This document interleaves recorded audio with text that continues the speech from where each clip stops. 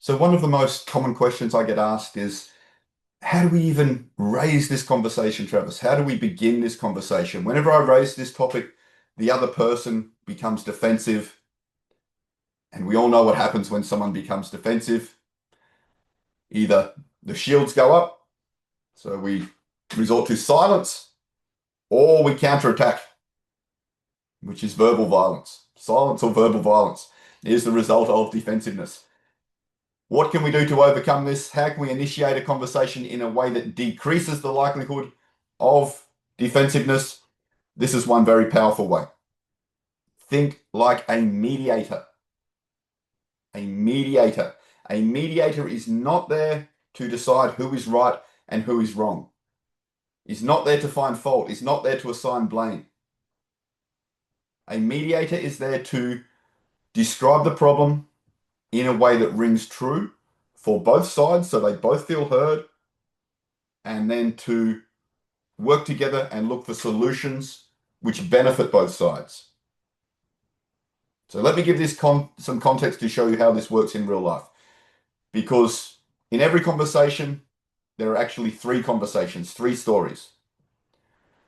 There is our story, there is the other person's story, and then there is the invisible third story.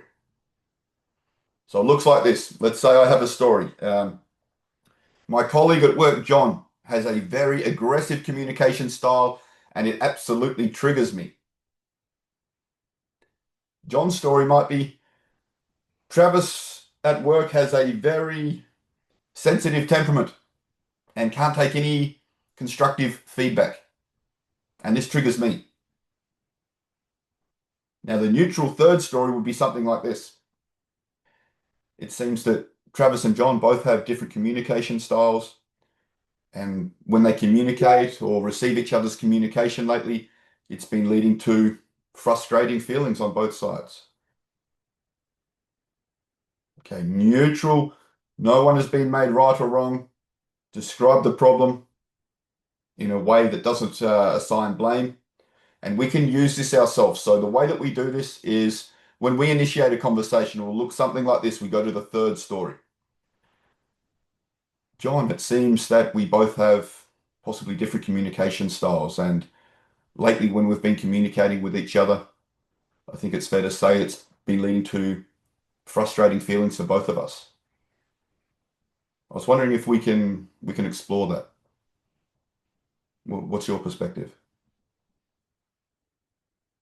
Okay, very different to you're too aggressive. No, you're too sensitive. And we get into this war, so we avoid that with the first words that come out of our mouth. That's it for today. Hope that was helpful. I'll come back tomorrow with some more communication skills examples. Enjoy the rest of your day.